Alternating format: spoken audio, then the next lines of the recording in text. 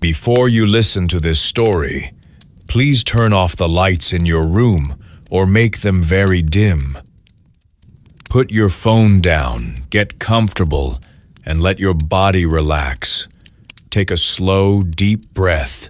then gently let it go. You do not need to think about your day anymore. There is nothing you need to do, nowhere you need to go. Just listen calmly and let my voice guide you. This story is not meant to excite your mind, but to help it slow down. Allow your thoughts to fade, your breathing to become steady, and your body to feel heavy and safe. As the story begins, you can simply rest and slowly drift toward peaceful sleep. You are only 7 years old. A small boy with round cheeks, still soft from your mother's kisses.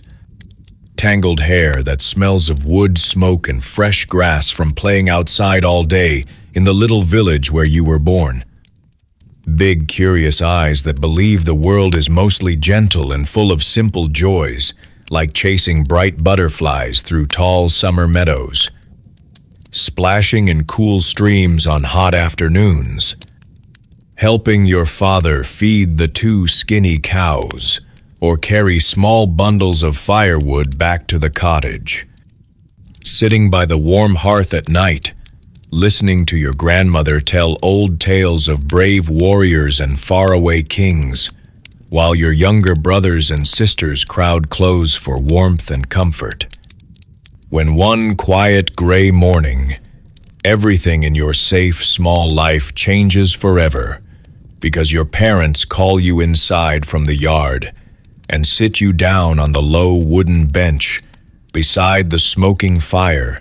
to speak in low, careful voices that you have never heard them use before. They explain slowly and gently that the great Lord who owns all the land for many miles around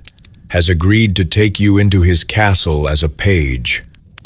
that this is a rare and important chance for the whole family, because if you serve well and please the Lord, he might one day remember your parents with favor,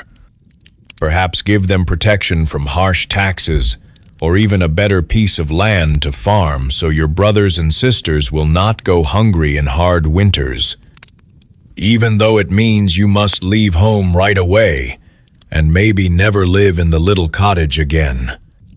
Your mother's hands tremble as she packs the smallest possible bundle for your journey, folding in only 2 rough wool shirts that scratch against tender skin,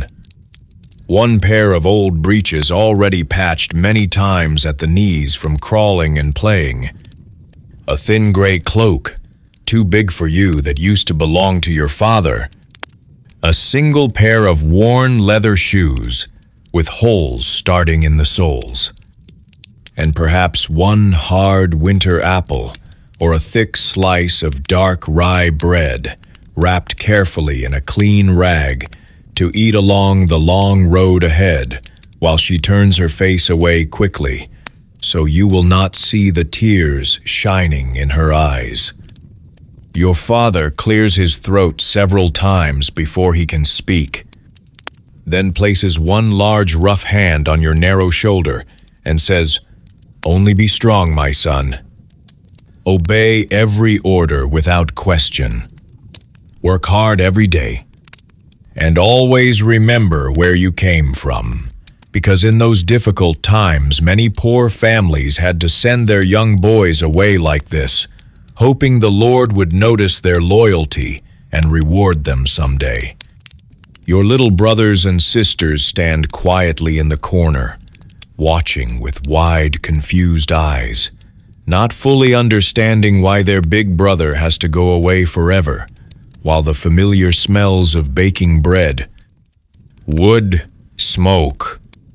and dried herbs hanging from the ceiling fill the small room one last time. When the moment comes to leave, you pick up the tiny bundle tied with rough string, walk out the low door into the cold morning air, and look back once to wave at the little group standing in the doorway, your mother holding the youngest baby, your father, tall and silent,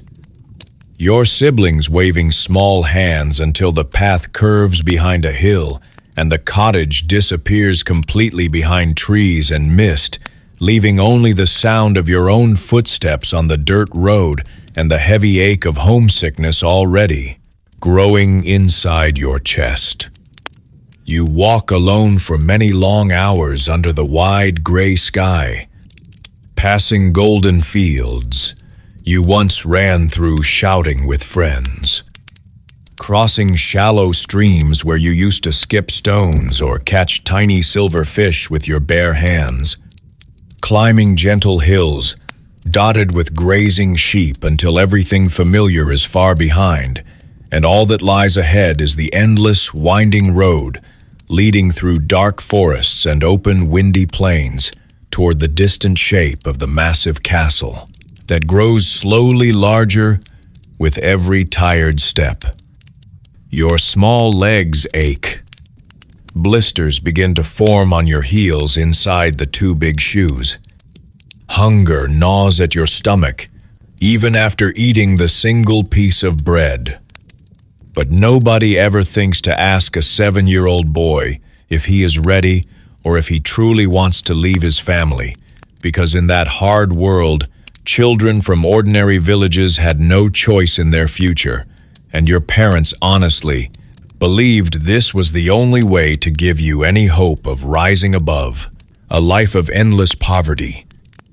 So you keep walking hour after hour with the sun climbing high, then sinking low again, trying to look brave and grown up, even though inside you feel small and frightened and want nothing more than to turn around and run all the way back to the warm safety of your mother's arms and the familiar sounds of home. Finally, after what feels like days of walking alone with only birds singing overhead and occasional rabbits darting across the path for company, you reach the enormous gray stone walls that rise straight up like endless cliffs surrounding the castle. Walls so thick and tall that they block the sky and make you feel even smaller as you stand, staring up at narrow arrow slits and fluttering colored banners high above. A wide, deep moat, filled with dark, still water, circles the entire fortress, crossed only by a single heavy drawbridge, guarded by stern men in chain mail and helmets, who look down at you without smiling before one waves you forward with a spear. The massive wooden gates bound with thick iron bands groan open slowly with a deep rumbling sound that echoes across the huge courtyard inside. And as you step through the dark opening carrying your tiny bundle, the gates swing shut behind, to you with a final heavy thud that feels exactly like the door, closing forever on your happy, carefree childhood and opening onto a completely new life full of strict rules and hard work. From this exact moment, you become a page, the very lowest servant boy in the busy, crowded castle world, where every adult and every person of higher birth can give you orders at any time, and you must obey instantly without ever talking back, complaining, or even asking why, because this long, difficult beginning is the only path that might, if you are strong enough, obedient enough, and lucky enough, lead one day far in the future to becoming a real knight, wearing shining armor and riding a great warhorse. Right from your very first cold morning inside the castle, you quickly learn that the beautiful, exciting stories wandering minstrels sing about brave knights rescuing fair ladies, fighting fierce dragons, or winning golden treasures in grand tournaments are nothing like the real daily life of a page, which is mostly endless, tiring chores that make your small body hurt in ways you never knew before, and turn your soft hands rough and red, very fast. You are woken every single day, long before dawn, by loud bells ringing through the stone corridors, while the air is still icy, cold, and dark. Shivering as you pull on your thin, scratchy clothes and hurry barefoot across freezing flagstones to the huge, smoky kitchens, where enormous fires already roar in giant fireplaces and bad-tempered cooks shout orders at everyone, while you help carry heavy buckets of cold water from the well, pile more logs onto the flames, peel mountains of turnips, onions, and carrots that make your eyes stream with tears. Scrub black iron pots big enough to bathe in, sweep ashes from hearths, and run back and forth bringing whatever any older servant demands without a moment to rest or warm your numb fingers. After the kitchens come the great halls where you sweep miles of cold stone floors with stiff brooms that hurt your back. Carry armloads of fresh, sweet-smelling rushes to spread over the old dirty ones to hide bad smells. Polish long wooden tables until they shine. Fill oil lamps and trim wicks. Fetch wine barrels from deep cellars and run messages from one end of the vast castle to the other on legs that never stop aching. Some days you are sent to the noisy, smelly stables to help the grooms muck out piles of horse manure, fork clean straw into stalls for the huge war horses that snort and stamp dangerously close, carry heavy saddles and bridles, brush thick winter coats until your arms burn, and clean muddy hooves while trying not to get kicked by animals taller than your father. On the days they call you lucky, you are allowed to help polish real knight's armor, which sounds exciting, until you spend hours kneeling on hard stone using stiff brushes and sour-smelling vinegar to scrub dried mud. Old sweat, rust spots, and sometimes dark stains of old blood out of every tiny crack and joint in heavy steel plates that weigh more than you do, making your fingers bleed and your knees swell while your back bends for so long you can barely stand straight afterward.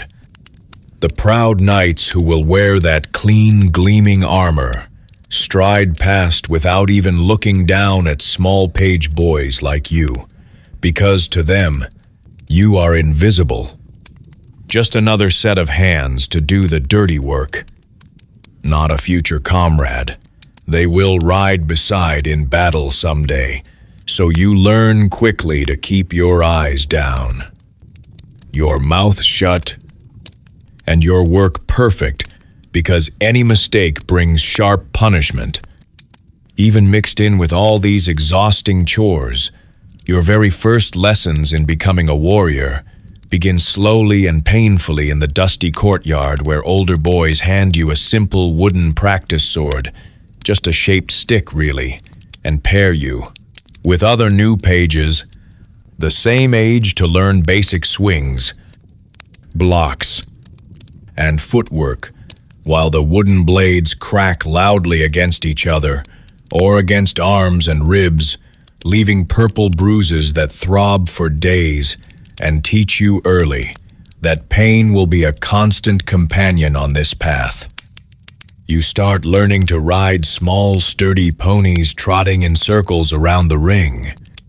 gripping tight with legs that quickly grow sore, falling off over and over into the dirt with thuds that knock the breath from your lungs while the riding master shouts to get up immediately and try again, because learning how to fall without breaking bones is one of the most important skills for any future knight who will charge into real battles on massive war horses. Some days the main lesson seems to be simply falling and rising again, dusting off the dirt, swallowing tears fast before anyone notices, because showing weakness like crying brings angry words or a quick slap across the face, and everyone knows real knights must learn to hide pain completely and keep a calm face no matter how much they hurt inside. Discipline is forced into you every single hour of every single day. You must bow low and hold the bow when any knight, lady, or higher servant passes. Speak only when someone important speaks to you first. Never look directly into the eyes of anyone above your station unless they allow it. And always obey every order instantly, even if it seems completely pointless, like standing perfectly still in pouring rain, holding a banner for hours, or scrubbing the same already clean spot on the floor again, just because someone felt like giving a command. Mistakes, no matter how small, are punished quickly and harshly sometimes, with a sharp cuff to the ear that makes your head ring and eyes water. Sometimes with extra chores like cleaning the worst chamber pots alone. Sometimes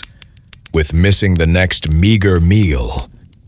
And worst of all, kneeling for hours on cold stone in the chapel, praying aloud for forgiveness while your knees swell and go numb. And every boy remembers forever the page who once forgot to remove his cap when the Lord's wife entered the drive hall and spent 2 full days kneeling in punishment until his voice was hoarse and he could barely walk afterward, so no one ever forgot that simple rule again. If your family has a little money or some distant noble blood,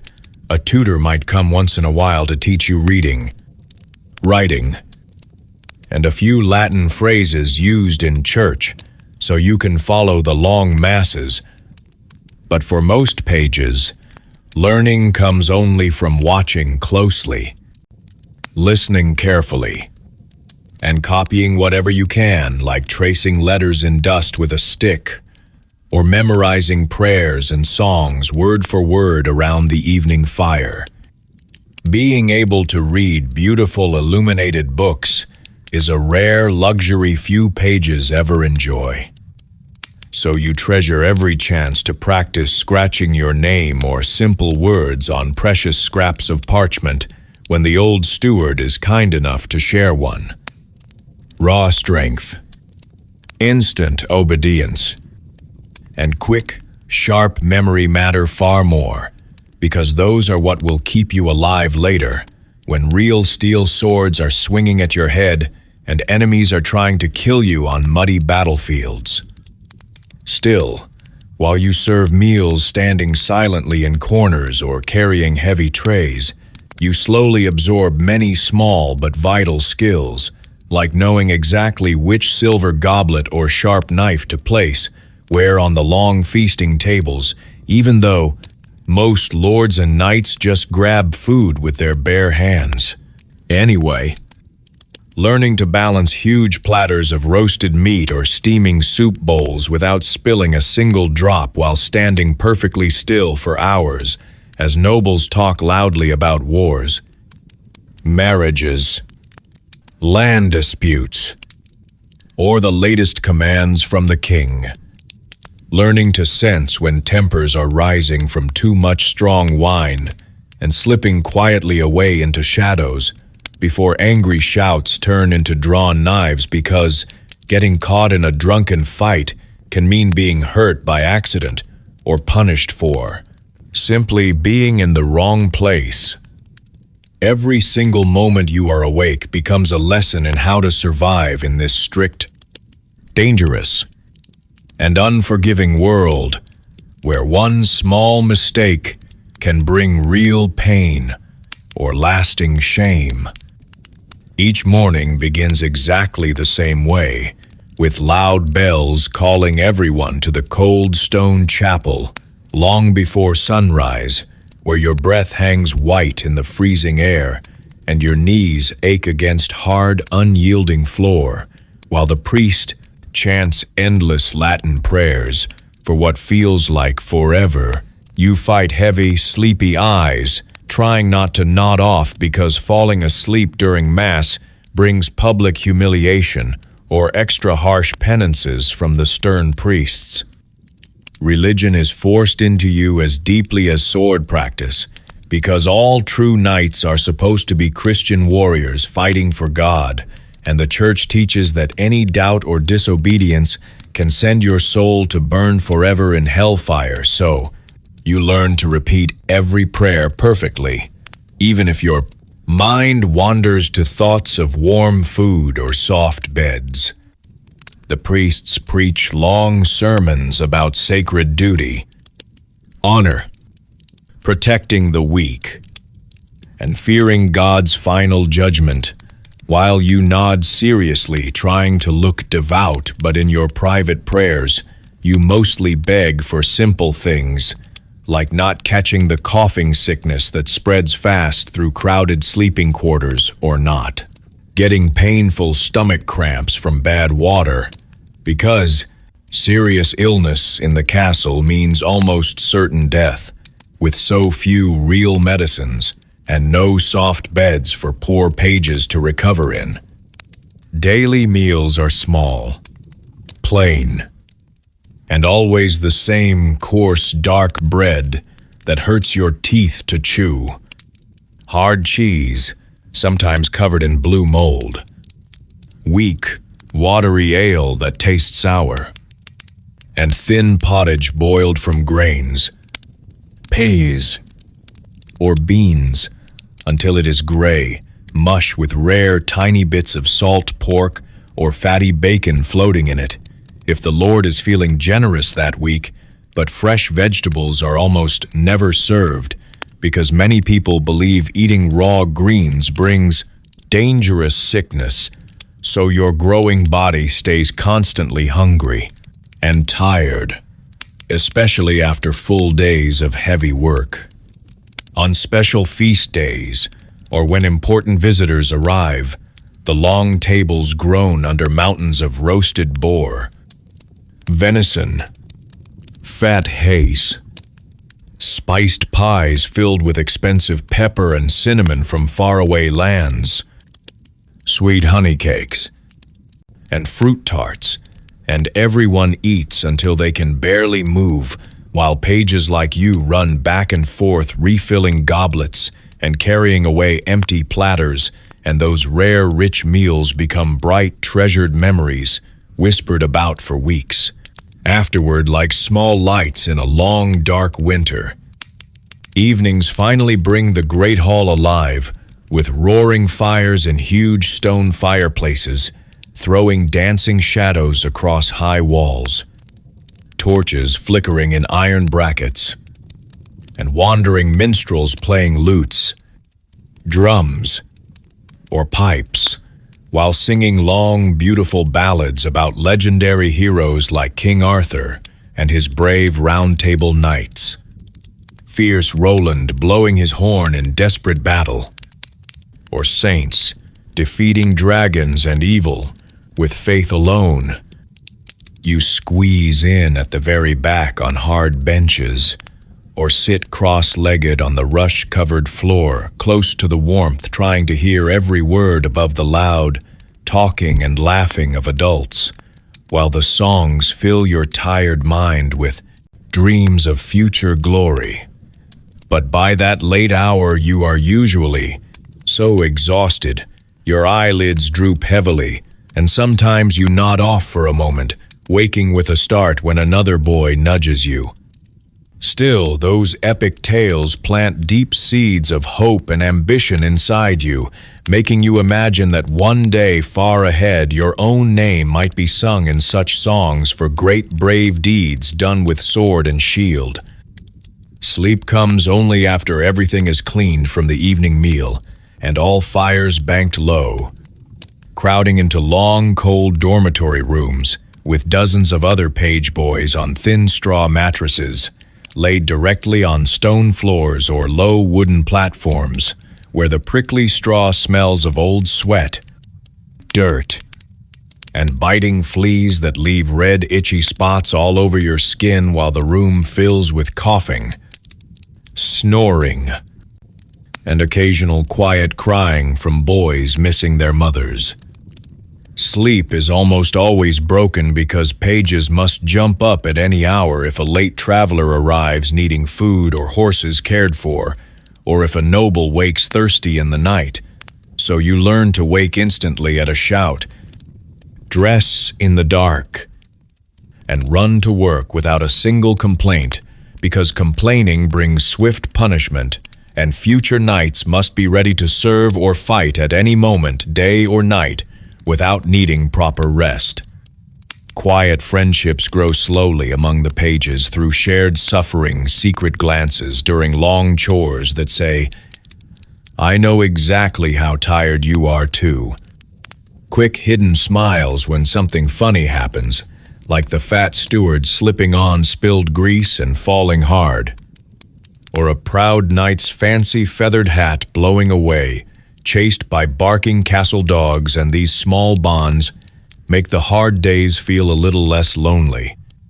You discover tiny moments of joy that shine like stars in the darkness, a kind word, and extra spoonful of honey from the old cook who remembers being a hungry page once, a stolen minute, resting in a quiet, sunny corner, watching clouds drift through a narrow, arrow-slit window, shared secret laughter, with friends copying the funny, bow-legged walk of an older knight when his back is turned, or the sweet thrill of sneaking one ripe red apple from the orchard without the gardener catching you. These small happinesses are guarded fiercely in your heart because they remind you that even in a life full of duty and pain, joy can still find tiny cracks to slip through. Occasionally, the wider world outside the walls peeks in to spark your imagination. Merchants arriving with creaking wagons, loaded with bright dyed cloths, shimmering silks from mysterious eastern lands, strange sweet-smelling spices, glittering jewelry, or exotic fruits. You have never tasted traveling players setting up in the courtyard to juggle, tumble, or perform short plays about love and adventure. Beautiful, noble ladies riding side saddle in flowing gowns, trailed by perfume on the breeze, or great hunting parties, returning with dead stags and boars slung over horses while excited dogs, bark and blood, drips onto the stones. Such sights make the castle feel connected to a larger, more colorful world, and feed your secret dreams of traveling far one day as a full knight on important quests or grand tournaments in distant cities. Of course, deep doubt creeps in often, especially on the worst days, when every muscle aches from endless work and punishment. When you wake, missing your mother's gentle voice, or the simple freedom of running wild in village fields, and you wonder silently if all this suffering is truly worth it. If the minstrel's stories of glory are just pretty lies, and if you will ever be strong or skilled enough to rise above being a lowly page forever. But then you catch sight of a real knight riding proudly out through the main gates at dawn, armor polished to mirror, brightness, long colorful pennant flying high, trumpet sounding clear and strong, people cheering from the walls, and your heart races with fresh fire because you know deep inside that you want that life, that respect, that power more than anything else in the world, and it pushes you to try harder tomorrow no matter how tired you feel today. You attend grand ceremonies as invisible background help, holding tall candles that drip hot wax on your hands, pouring wine into golden cups, standing silent and still for hours while lords in rich furs and jewels swear solemn oaths or welcome visiting kings, reminding you constantly with their casual glances or sharp commands that pages are barely noticed. almost like furniture that can move and fetch things when needed. When very important guests arrive, the entire castle explodes into extra frantic cleaning and preparation pages, scrubbing floors that were already spotless, polishing every piece of silver until fingers cramp and bleed, arranging fresh scented herbs among the floor, rushes to hide old smells, running endless errands, and if anything is even slightly out of place, the blame falls quickly on the youngest boys, leading to group punishments that teach everyone to be twice as careful next time. You slowly master the art of looking extremely busy, carrying a heavy bucket very slowly, when you are actually avoiding a cruel overseer, or vanishing quietly into side passages when you sense angry voices rising, because survival means staying out of trouble as much as working hard. Festival days bring rare relief, with bright music filling the air, colorful dancing in the courtyard, games and laughter, and rivers of wine for the adults, while pages still work carrying trays, but get to watch the fun from corners and sometimes receive a handed-down sweetmeat or piece of honey cake from a merry noble, making even the longest day feel worthwhile for a few shining moments. Boys who learn to read treasure rare, stolen evenings in the steward's small chamber where a few precious books, thick volumes with pages painted in bright colors and real gold leaf, tell tales of ancient Roman generals, brave saints enduring terrible trials, or wise kings ruling justly, and an old scribe reads them aloud by firelight, warming both cold bodies and hopeful hearts, giving strength to face another hard day tomorrow. Older servants sometimes pull you aside in quiet corners to whisper scary warnings about pages who failed, who cried too often, disobeyed one time too many, grew sick and weak, or simply disappeared, one night perhaps sent home in disgrace or worse. And these stories frighten you into greater obedience, while also making you feel quiet sadness for those lost boys who almost made it. The castle itself becomes your whole world, a massive gray stone maze of echoing halls,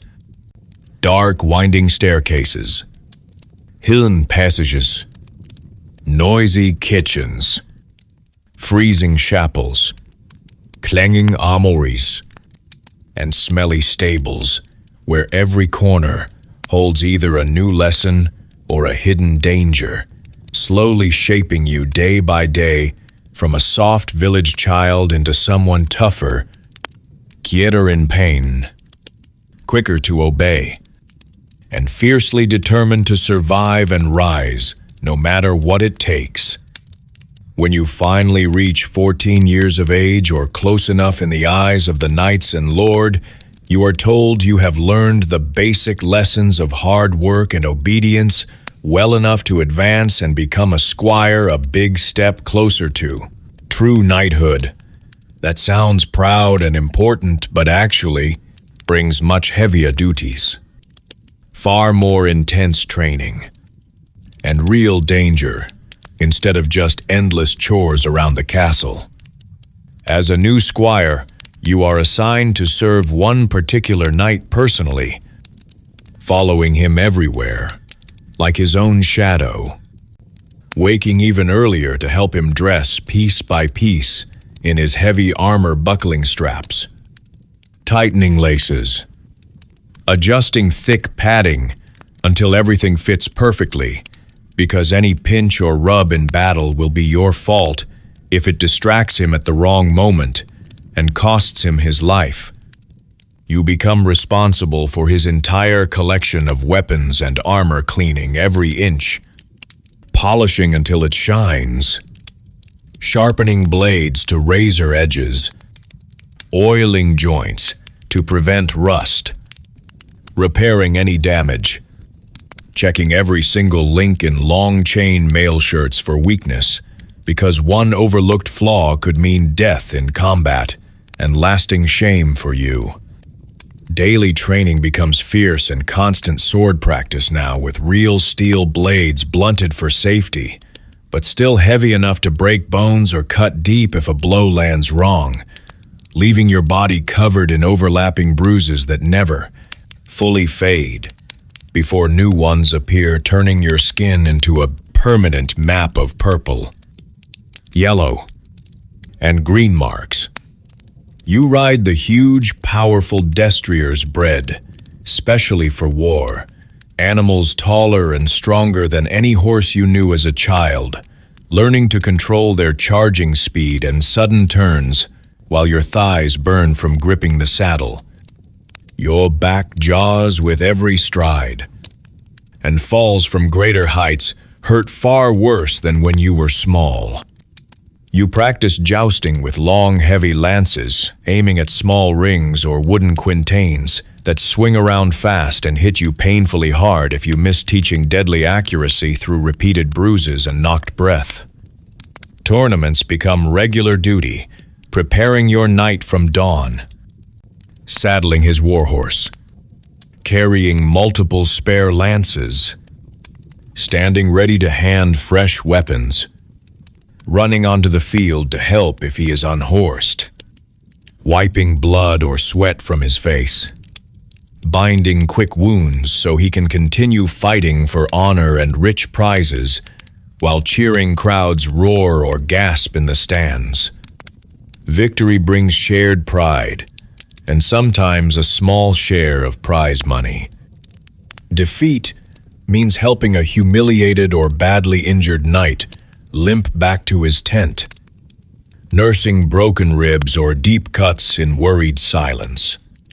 When real war finally comes, and it always comes, sooner or later, you ride out with the army on long, exhausting marches over rough roads, camping in cold mud or frost, eating hard, dry biscuit and salted meat, drinking sour wine, guarding against sudden night attacks, while sleep comes only in short, uneasy snatches.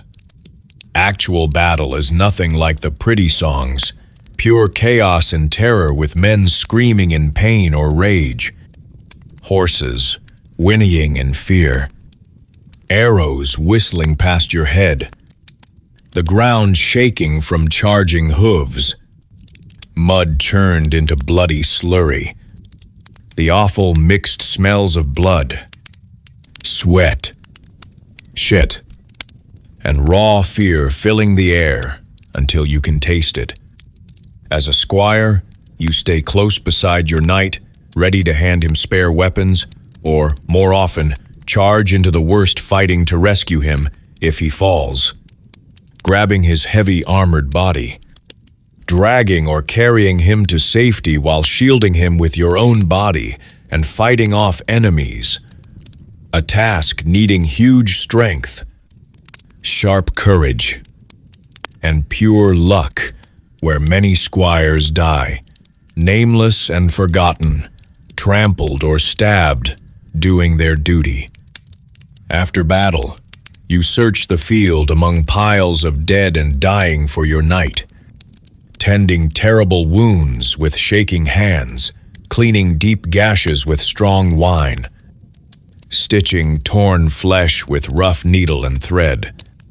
binding tight bandages,